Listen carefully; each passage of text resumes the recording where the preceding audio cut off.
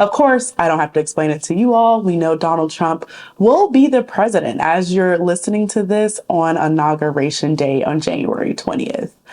So this episode will be called Bye Biden, Hello Trump.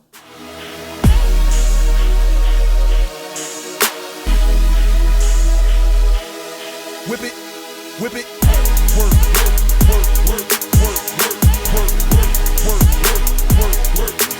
Welcome everyone to season 2 of The Black Brief. I know you all have been waiting, but listen, your girl had to take some time away from politics, which we all should. But really excited to launch season 2 where we'll be tracking Trump. We will be tracking his administration and talking about all things related to our pockets, our money, our lives, pop culture, and problems of the day. For those new to The Black Brief, The Black Brief gives you your latest in politics, pop culture, and problems of the day, briefed in a Jalen Black way. So what has happened since late November? That was when we had our recap episode of what happened in the election. Of course, I don't have to explain it to you all. We know Donald Trump will be the president as you're listening to this on Inauguration Day on January 20th. So this episode will be called Bye Biden, Hello Trump. So welcome to 2025, everyone. I know everyone has their ambitious goals. Everyone has things that they're aiming for. Let me tell you a little bit about how my past couple weeks have looked like. I had to relax. I had a fabulous trip in Mexico. Was not thinking about politics at all.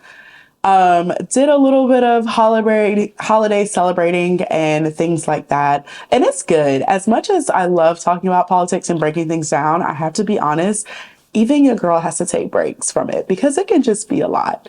Of course, I always stay in tune to what's going on with politics, but just speaking to a lot of people, including my neighbors, we're like, we have to take a break and a step back from it sometimes. So let's catch up. What has happened since around the end of November until now? First of all, what you will see a lot of if you turn on your local news or CNN, MSNBC, Fox News, things like that, is Donald Trump's nominees are going through hearings in Congress right now to see if they will pass to be their nominees. And it's a lot going on with that, which we'll get into. A lot of his nominees actually have problems with sexual assault, which doesn't surprise me because Donald Trump is their ringleader and also has sexual assault allegations. But some of them just have some really problematic things that they've said or done in the past.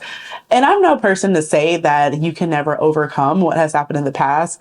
But for you to be representing us as Attorney General, Secretary of Defense, and so forth, we do hold you to a higher standard as a public servant. So let's get into it. I know some people, like I said, might have been a little less in tune after the election, but some really interesting things have taken place. One of which being beef. Yes, controversy within the GOP themselves. So when I say GOP, that is just short name for like the Republican Party, the Grand Old Party. One being Elon Musk and Vivek Ramaswamy. Again, they are running this Department of Efficiency in the US government. And something that they sparked a debate on X was the H-1B visas. And basically what these are work permits for people to come in our country and do particular roles. And what they were arguing, and I quote, Ramaswamy said, "The American culture has venerated mediocrity over excellence." Musk said, "We have a permanent shortage on excellent engineering talent." Mind you, Elon Musk himself is an immigrant to the United States, and he came here on a HB1 visa. He's able to work because he was granted that visa. And basically what they're arguing is American talent is not as great of talent of people coming in our country and doing these jobs. And the party within itself was like, hold on, wait. So you're saying our American engineers aren't better than like our Indian engineers, aren't better than our Chinese engineers and things like that? And basically what they're arguing is, yes, we're less talented in this country. So that rubbed a lot of people the wrong way.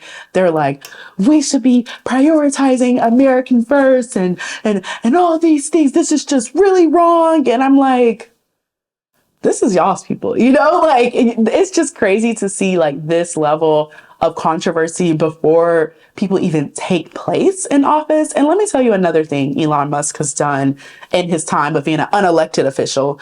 Again, no one voted for Elon Musk.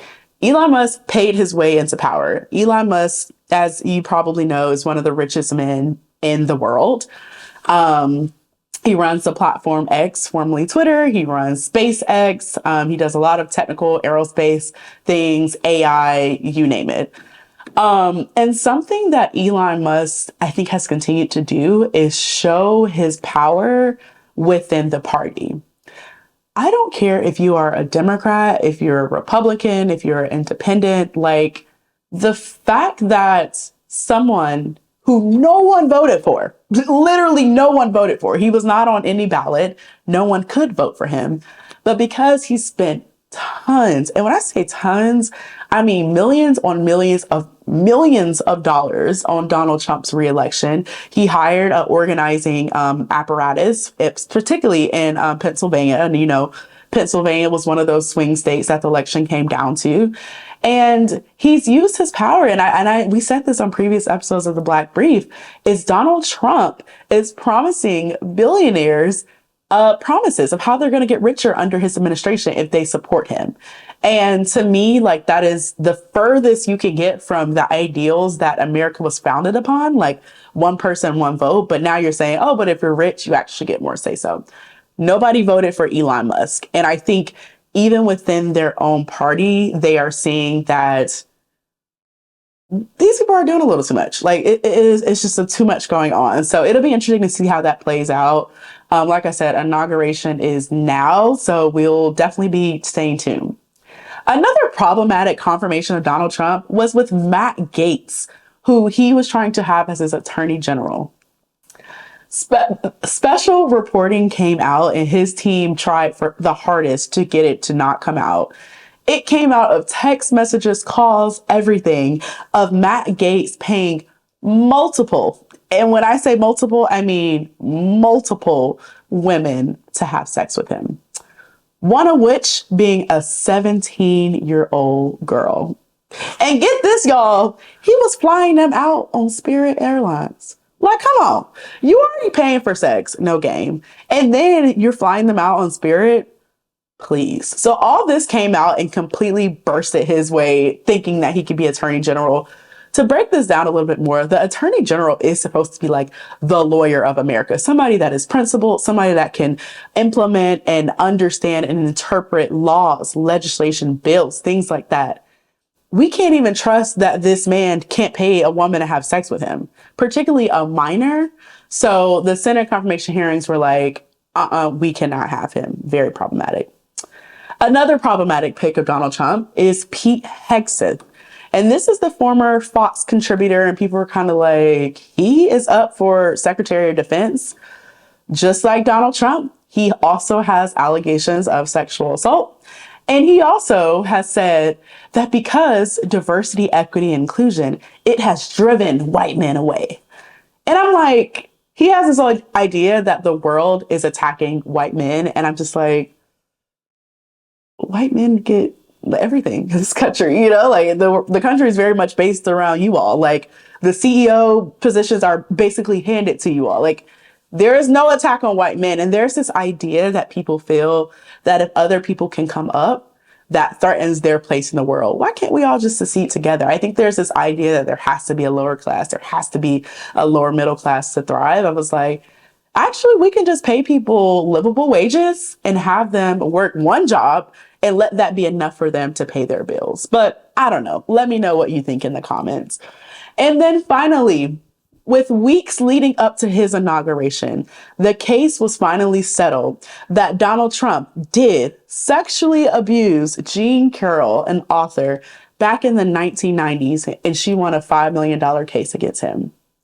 So if anybody is listening to this and they're a survivor of sexual assault, I want you to know that I see you. It is very hard to not only survive it, but know that there's people in place in the highest levels of our government that have enough money to get this wiped out. and they're also predators. Like, this is a case that she won from the 1990s. You know how much time has went by since that, and just thinking that this man with so much power, with so much money, did this to me. So it is never too late to get justice for people that have harmed you, that have hurt you. And I want to just share that with anybody listening, that it doesn't matter how rich or powerful. You see what happened to Diddy? He going down too. They can all go down. It does not matter how much money and influence you have. Keep your hands to yourself and don't evoke yourself on other people. That shouldn't be hard to ask for. So there is a lot to take in with the Trump administration, right? Like, some people have been asking me, okay, like, how do we even prepare for this? And let me tell you some things that I'm thinking as I've been like preparing these last couple of months of this Trump administration. Number one, save as much money as possible. I just understanding how the economy works and understanding what these Trump tariffs could mean. We're talking about hikes on almost everything we buy in the store. Not only is the housing market high, buying a car is high, buying groceries is high, and it's going to get higher. All these people that were just frustrated about everything being expensive and like Donald Trump is the one answer to that. Let's see, because I would actually like things to go down as well. All people do, right? And if it's a Republican that gets the prices down, so be it. I have no knock to them. I want prices to go down. But if you read about the tariffs that Donald Trump plans to implement on places like Mexico, Canada, China, look at your products. Tell me where it was made, because we don't lead in a lot of manufacturing in America. We just don't. So we do get a lot of what we have from other countries, you know? So I would say save money. For my women, speaking to you, please, please, please think twice, think 3 times before you sleep with someone, particularly unprotected, because there is a real chance that Donald Trump could implement a national abortion ban. And not only that, ban contraceptives, ban birth control, ban Plan Bs. Like, they are coming for it all. Of course, like organizations like my own, we will continue to fight back. We'll continue to make sure we serve patients. We'll continue to protect women and birthing people. But we have to understand the realities that this could be a thing. So where it would have been okay, you know, things happen, and having a choice of when things happen and what you want to do with your body, they're taking away our mere choices to make those decisions. So I would be very careful about those sort of decisions, and also just be ready for it. You know, like, it's a reality that is upon us all. So definitely think about that. And then lastly, I would say, I think something about Donald Trump that I noticed from the first time he's in office, and I know he's going to do it again the second time he's in office, is he'll say a lot, but please pay attention to how misinformation and disinformation spread so quickly. Just because Trump said it doesn't mean it's actually happening. See how things move through Congress, see how things move through your state legislators before we just freak out every time he makes a tweet, or on X, whatever you call tweeting on X. And I think that is important too, because sometimes, like, when things happen, we're just like, oh shoot, like, we're all screwed. And don't get me wrong, I definitely don't see a lot of like glimmer of hope with a lot of things with Trump, because he's terrible and he does not care about everyday people like you and I. He only cares about his rich friends and getting them richer. So there's a lot to unpack there. But like I said in the last episode of season 1, I also just think we should all rely on community more. Like, that whole, hey, I'm out of sugar, I need to go to my neighbor's house. That whole, like, hey, like, you know, the housing market is crazy. Like, y'all want to put in for a house because I can't afford one on my own. Like, thinking of ways that we can build wealth within our communities and take care of one another, because that's going to be more important now more than ever before. So let's pivot a bit. I got some amazing fan mail over this Christmas break, and I just want to show y'all, like, come on, the Black Brief cup, like the new official logo. I just wanted to share that and say thank you all so much for supporting this podcast. Like, the whole idea of the Black Brief is something that I had 4 years ago, and I talked myself out of it. And then finally I was like, fine, let's do a podcast. And it's very helpful to work with others, because there's no way I could bring this to life by myself. So shout out to my producer. And it is just something like it really means the world for me that you all support this podcast. And I will say in season 2, we will also be bringing other people on. And we're just really excited to give it a new feel. Of course, politics is a tier of this, but I'm not going to lie to you all. There's only so much of Donald Trump that I can take. So I want to bring you the most relevant thing to your daily life. Like when something happened is going to have like immediate impacts or I can kind of see it coming. I'm going to talk more about that news. And then we'll touch on some of the other craziness of Trump. But we will be focusing a lot on our problems and our pop culture as well, because they do intertwine to the political world as well. But I like to talk about what people are talking about. I like to get your input. And I definitely want this to be interactive. Tell me what you want to hear and things like that. Something I did hear about some feedback of something some people wanted to hear this season is talking about these social media companies as it relates to politics. And this is interesting. A big reason why I wanted to start a podcast that breaks down these seemingly complex political topics and makes it very digestible for everyone else is because I was like, communications needs to be tailored toward everyday people.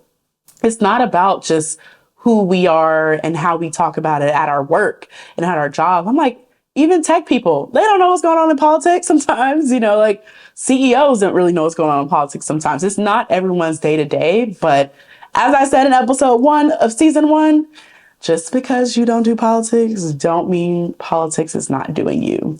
You spend, you buy, you consume.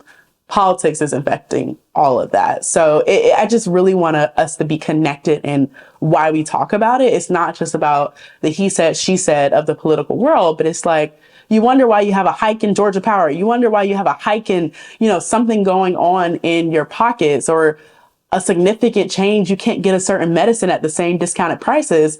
It's because we're tracking that. One of the most unfortunate things I saw back to the whole Elon Musk effect is in the GOP spending bill that passed late last year, they were cutting down.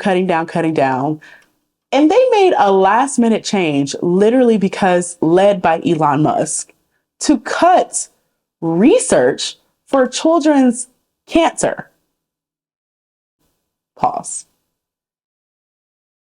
Cancer research for kids was cut out the budget. Like, there's some things that I'm so surprised sometimes when there's not overwhelmingly bipartisan. That means everyone, both parties supports it. And that was one of them. I'm like, we're not on the same page that it is very sad to see a child with cancer. Let's kind of figure out how to not have this happen. And we're not, clearly. Like, these things are impacting. So when you see a child and you see those St. Jude commercials, think about it. It was the GOP that cut that from the spending. So it's pretty ridiculous. Let's pivot a little bit to the inauguration. I love that Michelle Obama is not going. She has spent 8 years of her life in the White House and then outside of the White House, supporting Barack Obama, having her own books, having her own things going on.